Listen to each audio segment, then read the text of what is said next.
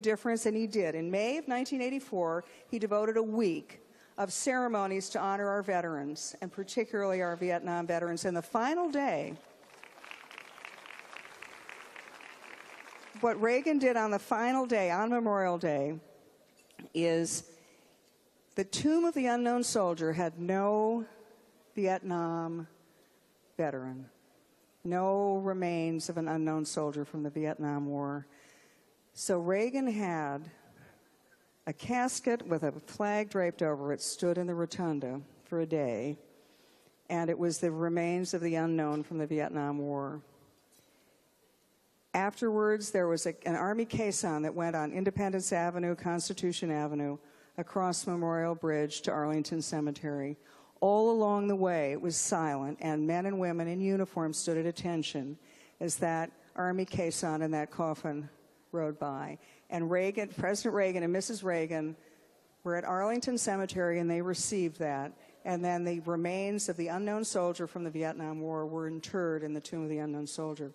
I went to that ceremony because I had written the speech. And like a lot of, look, I thought it was all about me. I wanted to go into that ceremony because I wanted to hear the president say my brilliant words. And so I'm sitting there waiting, beautiful day, waiting for my words. And then I looked around, and what I saw at that beautiful, stunning moment were not military veterans as we think of them today, snappily, really in terrific shape, and they're standing there so, slack-jawed. No, they're strong, tough. These were the Vietnam vets, and some of them were in wheelchairs, and they were in camo, and some of them had scruffy, scraggly beards with a lot of gray in them. And some had their medals from the Vietnam War pinned to their camouflage. And I looked around as President Reagan said those words to honor them and to give them the nobility that they had been denied. And they had tears in their eyes. And all of a sudden I realized it really wasn't about me. It was about not just making them feel that their sacrifice was acknowledged and honored by the nation, but that it was to heal our soul. Because that was a stain on the soul of America.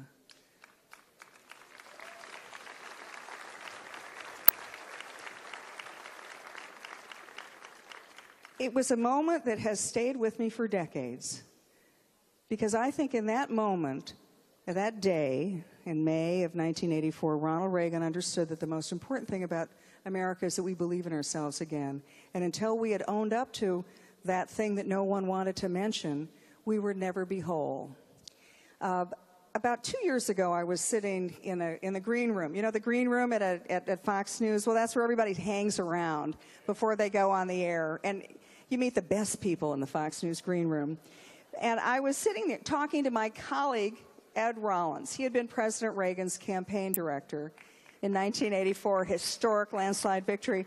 And I said, Ed, remember that time at Arlington Memorial Cemetery and President Reagan made those wonderful words and he honored our veterans? And he said, yeah, but do you know what happened 2 days later? And I said, no. And he said, let me tell you how the story ends. 2 days later, President Reagan went to Colorado Springs to the Air Force Academy to give the commencement address. No American president had spoken there for over a decade. So everybody was excited. There were 1,000 graduates, 30,000 family members.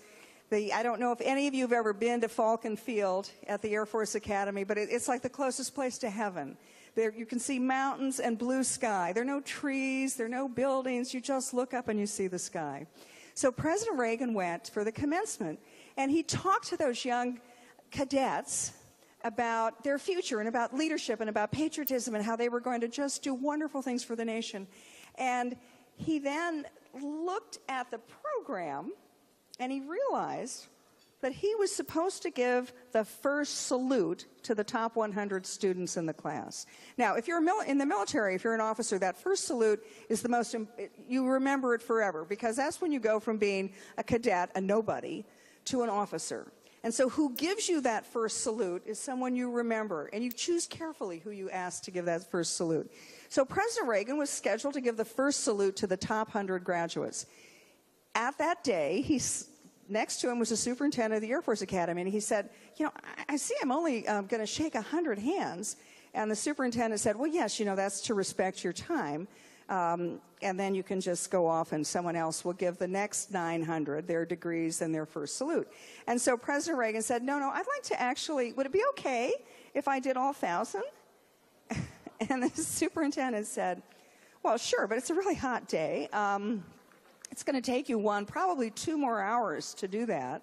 But if you want to, boss, you're the commander-in-chief. They all work for you. I work for you. You can do whatever you want. And so President Reagan said, okay, I'd like to do that. I'd like to give the first salute to all 1,000 of them.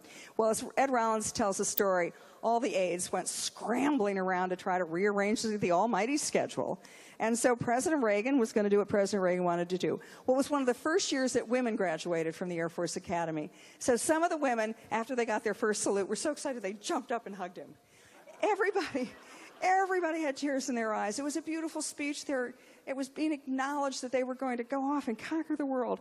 So Ed said that afterwards, they all got back in the motorcade to go back to the airport to get on Air Force One.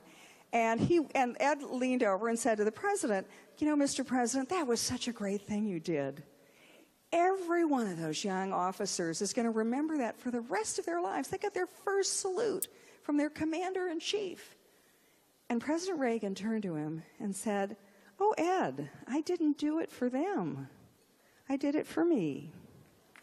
Because I know that someday I may need to send those young men and women into combat, and I may ask them to lose their lives, give their lives for their nation. And if I have to, I will. I won't hesitate. But what I want to do is know that I've done it by looking them right in the eye, that I know them as people, as individuals, not as numbers on a page. And so, to me, when Ed told me that story, Ed Rollins told me that story, it all made sense.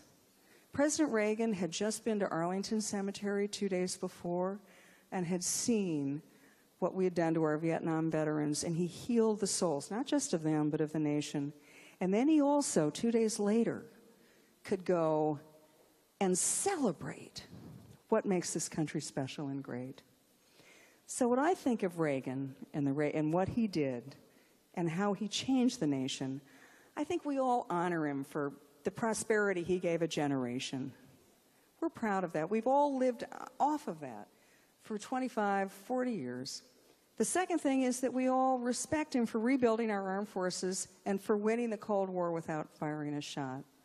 But at the end of the day, we love him. And the reason we love him is because he healed a nation and he showed us one more time that we are indeed the shining city on the hill.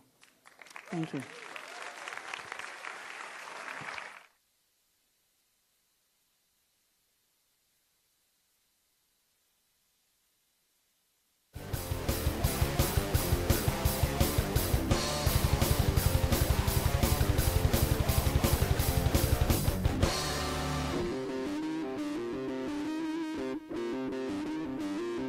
Wow.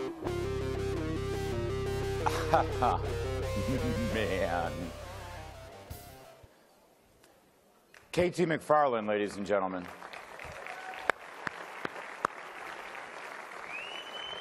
You know, I think now is a very good time to remind everybody that Donald Trump beat Hillary Clinton on November 8th and is now the President of the United States.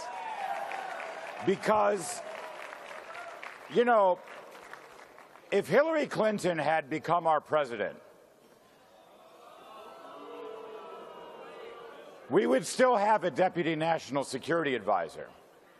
But it wouldn't be somebody who stands up in front of a beautiful room like this and talks about how Ronald Reagan healed our nation's wounds after Vietnam and how she witnessed it firsthand, and then honored every cadet at the Air Force Academy with their first salute for 2 or 3 hours in a hot summer day in Colorado. No, that deputy national security advisor would have told an anecdote about the first time they tried pot at an anti-war protest, and is now devoting her life to making sure that everyone in high school tries a hijab for a week just so that they can have more cultural sensitivity. That would have been our deputy national security advisor.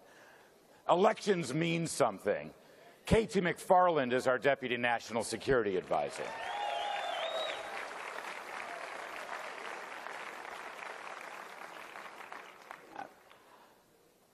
The Heritage Foundation is one of the most important and influential think tanks for conservatives throughout America.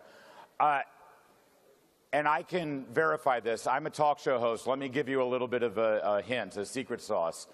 You know, you turn on your radio and you hear your radio host, whether they're national or local, they have to fill 3 or 4 hours every day. And it ain't easy, I promise you. We got a lot to talk about, but we need to get facts at our disposal. We need to understand exactly why things happen in this country the way they happen. And I'll be honest with you, and I'm telling you, I'm pulling away the secret. I'm letting you see the man behind the curtain. We go to the Heritage Foundation website to learn a whole lot. We go to Daily Signal to learn a whole lot of stuff. They have so many smart people. We need a guest on something that's really hard to understand. We need a guest who can articulate important conservative values to our listeners. We pick up the phone and we call the Heritage Foundation. They are so important to what we do on a daily basis. And we are honored that they've sponsored this incredible dinner tonight. Thank you, Heritage. And to that end, please give us a big, big thank you and welcome Mike Needham, CEO with Heritage Action for America. Thanks, Mike.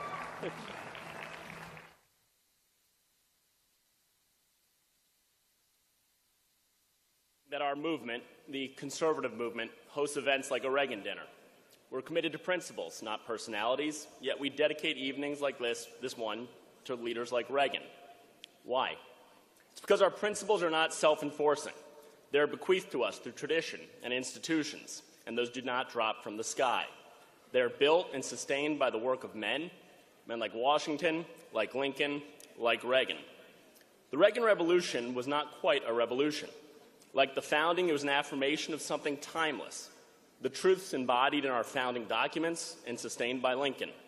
The institutions designed so carefully by our founders, in light of those truths, were under assault on all fronts. In the courts, by lawless judges, in Washington, by the administrative state, outside our country, by an adversary opposed to the very notion of liberty, and within our country, by a culture cynical of our story and our civic virtue. Ronald Reagan's greatest domestic legacy was not Kemp Roth or the fight with the air traffic controllers. It was this movement, the one this conference hosts, the conservative movement to which we all belong. The word conservative is important. We have something special to preserve, a sacred inheritance, a government designed on the premise that might does not make right, that America is not just a powerful nation, but also a good nation. As we've gathered here tonight, let's remember something Reagan told us in his farewell address as he reflected on his legacy. One of the things I'm proudest of in the past 8 years is the resurgence of national pride that I call the new patriotism. This national feeling is good, but it won't count for much, and it won't last unless it's grounded in thoughtfulness and knowledge. An informed patriotism is what we want, and we're doing a good enough job teaching our children what America is and what she represents in the long history of the world. We are all children of the Reagan Revolution, so we all bear this responsibility. But some of us are more Reagan's children than others. Michael Reagan is the president of the Reagan Legacy Fund. He's also, in case you're not aware, President Reagan's son. He is the author of several books, including The New Reagan Revolution and Lessons My Father Taught Me, Strength, Integrity, and Faith of Ronald Reagan. Through his work, he's devoted himself to causes near and dear to his and his father's heart, from promoting scholarships for our men and women in uniform to Alzheimer's research to aid the victims of child abuse. He's a true steward of the Reagan legacy and not merely a name. What an honor it is to have him here tonight to celebrate his father's legacy and help us think through how to carry his torch. Ladies and gentlemen, it's my pleasure to introduce Michael Reagan.